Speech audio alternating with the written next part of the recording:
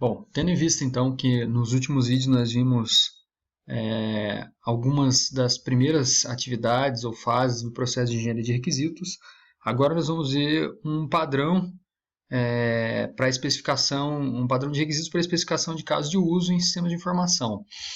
Bom, o roteiro nosso durante essa apresentação vai ser o seguinte: primeiro nós vamos discutir como especificar esses casos de uso do tipo CRUD e depois nós vamos discutir um pouco do caso de uso de relatório. Então, a primeira pergunta que é importante se fazer é o que é um CRUD? O CRUD são operações básicas que estão presentes em muitos sistemas de informações. Grande parte dos sistemas de informações tem esses tipos de operações. E um CRUD envolve operações de criação de uma determinada entidade, de leitura dessa determinada entidade, atualização dessas entidades e, por fim, a remoção dessa entidade. Então, CRUD vem de Create, Read, Update and Delete. Ok? Nas especificações de casos de uso do tipo CRUD, normalmente existem alguns problemas. E o problema desse tipo de caso de uso, dessas operações, desse caso de uso, envolvem como documentar os requisitos funcionais de inserção, atualização, exclusão e consulta dos dados por meio de uma especificação de caso de uso. Então, esse é o problema que nós queremos tratar nessas aulas. Nós queremos padronizar a documentação desses tipos de operações, que, na verdade, dentro do contexto que nós estamos estudando, isso vai se transformar num requisito funcional de sistema. Então, algumas questões que devem ser consideradas durante a especificação dos requisitos das funcionalidades do CRUD são as seguintes. Todo caso de uso deve demonstrar algum tipo de valor observável. Em muitos casos, o valor observável do requisito está na manutenção de alguma entidade, em outros, nas operações de inclusão, consulta, alteração e exclusão dessa mesma entidade. Dentro dessas operações de inclusão, alteração e remoção e consulta, algumas características dos requisitos devem ser tratadas e documentadas. Essas características incluem, por exemplo, a validação dos atributos e das regras de negócio, ou seja, os atributos mantidos de cada entidade devem ser documentados. Então, por exemplo, algumas questões devem ser levadas em consideração na especificação de requisitos. Eu já observei no mercado muitas empresas que identificam, por exemplo, as funcionalidades ou as operações de cadastro, consulta, alteração e remoção de uma entidade como sendo casos de uso. E essa grande quantidade de casos de uso normalmente dificulta a gestão dos requisitos. E isso aqui especificamente indica a existência de um problema chamado decomposição funcional. Então, isso não representa só um problema do ponto de vista de especificação de requisitos. Mas quando você vai utilizar uma técnica, como por exemplo, uma técnica de estimativa de tamanho, ou de custo, ou de esforço, como ponto de caso de uso, isso aqui também pode ser considerado um problema. Tá? Principalmente se você for utilizar pela primeira vez e se você for utilizar algum tipo de dado de produtividade disponível no mercado. Então, o dado disponível no mercado para produtividade vai levar em consideração que esses 4 casos de uso aqui são um só. Ao você utilizar dessa forma a estimativa, você vai quadruplicar o tamanho do software, tá? Então não vai bater, a sua estimativa não vai bater, ela vai ficar inflacionada. Então, como eu disse, esse exemplo aqui do lado representa uma decomposição funcional, e aí como que a gente trataria isso aqui? A manutenção da entidade, ou seja, manter o usuário ou manter a entidade seria o caso de uso, e o cadastro, consulta, alteração e remoção dessa entidade seriam considerados cenários ou subfluxos desse caso de uso principal, que é a manutenção da entidade. Esse é o correto, essa é a forma correta de ser feita. É em função disso que nós identificamos lá na proposta técnica a manutenção das entidades como requisitos funcionais de cliente. Tá? E aí a gente, no desenvolvimento do documento de requisitos, eles vão se transformar, eles vão ser decompostos em requisitos funcionais de sistema. Ok? Então isso aqui está errado, tá? Por isso esse xizinho aqui. Então, a solução para o problema. A solução para o problema seria organizar o fluxo de eventos do caso de uso em 5 subfluxos. Um subfluxo básico, que só descreve a condição de início do caso de uso e desvia esse fluxo para os subfluxos de acordo com as operações disponíveis, inclusão, alteração, exclusão e consulta. E aí eu teria um subfluxo de inclusão, que apresenta os atributos para a inclusão e descreve o comportamento da inclusão, o subfluxo de alteração, que apresenta os atributos atualizáveis, né? Então aqui eu tenho os atributos de inclusão, aqui eu tenho os atributos que podem ser alterados, e exibe seus valores e descreve o comportamento da atualização.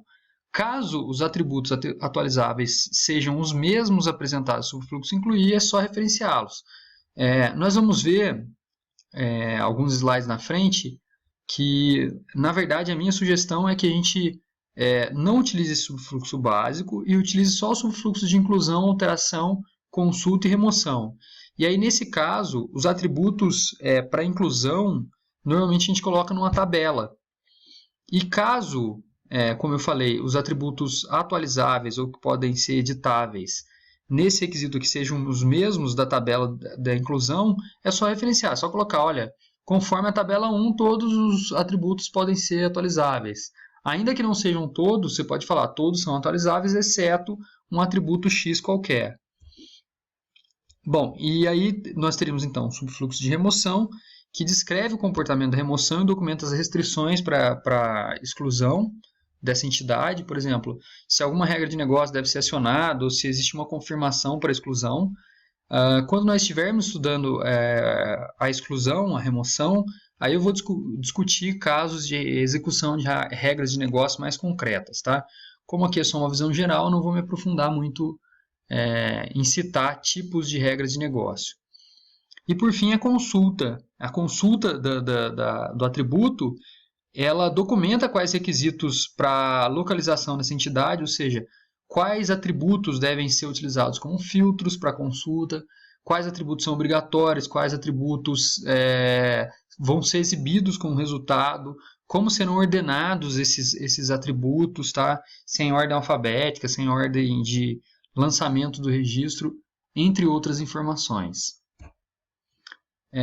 E por fim, a validação dos atributos e as regras de negócio, ou seja, a descrição da decisão sobre o momento no qual as validações e as regras são executadas vai fazer parte do projeto caso de uso.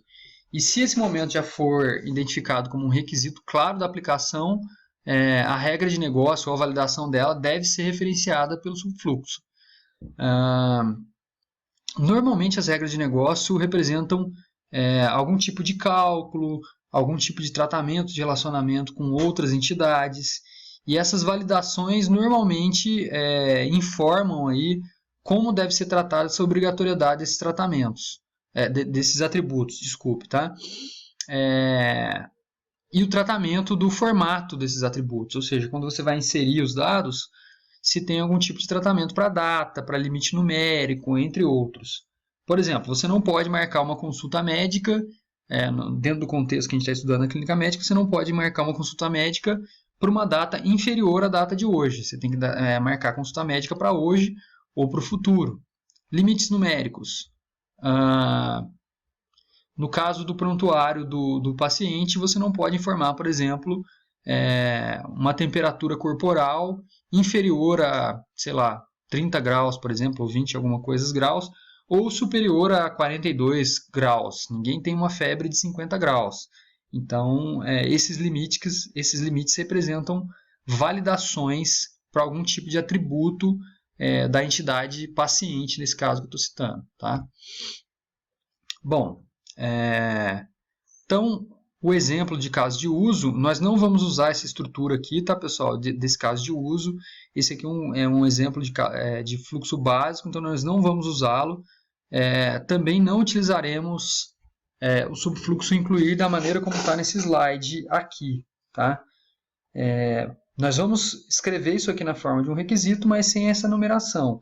Ele vai ficar exatamente com as mesmas informações que estão presentes nesse slide, mas, no entanto, não vai ficar dessa forma.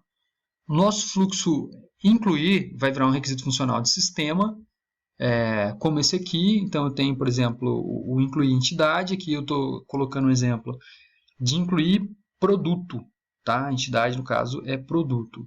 E aí eu informo, então, quais são os atores que podem executar esse requisito funcional, e eu descrevo que esse requisito funcional começa quando o ator deseja adicionar uma nova entidade, né, no sistema, e para inserir essa nova entidade, que no caso é o produto, o usuário vai ter que inserir essas informações presentes na tabela 7.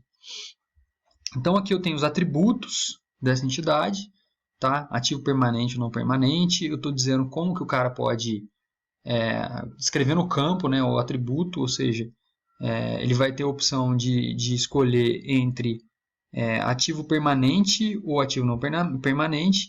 Aqui eu tenho o tipo, sendo que o tipo de ativo permanente ou não permanente vai ser proveniente de outro CRUD, tá? Então todos os tipos de produtos são cadastrados no sistema em um outro requisito. Então quando eu informo qual é o requisito, eu estou garantindo a rastreabilidade desse requisito para o outro, tá? Uma alteração no outro requisito provavelmente pode impactar nesse requisito. E aqui então eu coloco o nome do produto, descrição e a quantidade para estoque mínimo, tá? E aqui eu tenho as informações. Todos os atributos com asteriscos são considerados preenchimento obrigatório e quando tiver uma cerquilha são campos que poderão ser apenas visualizados. Isso aqui é um padrão que eu escolhi para minha especificação. Aqui eu defino a prioridade, pronto, a inclusão da entidade está documentada, tá? Nós ainda não estamos tratando de maneira consistente a validação dos atributos. E eu também ainda não ensinei como detalhar esses campos. Isso aí vai ser objeto de próximas aulas. Provavelmente daqui 2 ou 3 vídeos. Ok? Então eu gostaria que vocês fizessem como exercício desse vídeo a especificação da inclusão das entidades paciente, agenda, medicamento e doenças no sistema da clínica médica que nós estamos discutindo, tá? Tentem avaliar a necessidade de validação desses atributos, tá? Dessas entidades. Já tentem fazer isso agora. Então é isso, eu fico por aqui nesse vídeo. No próximo vídeo nós vamos ver a operação de alteração e consulta da entidade. Tchau, tchau.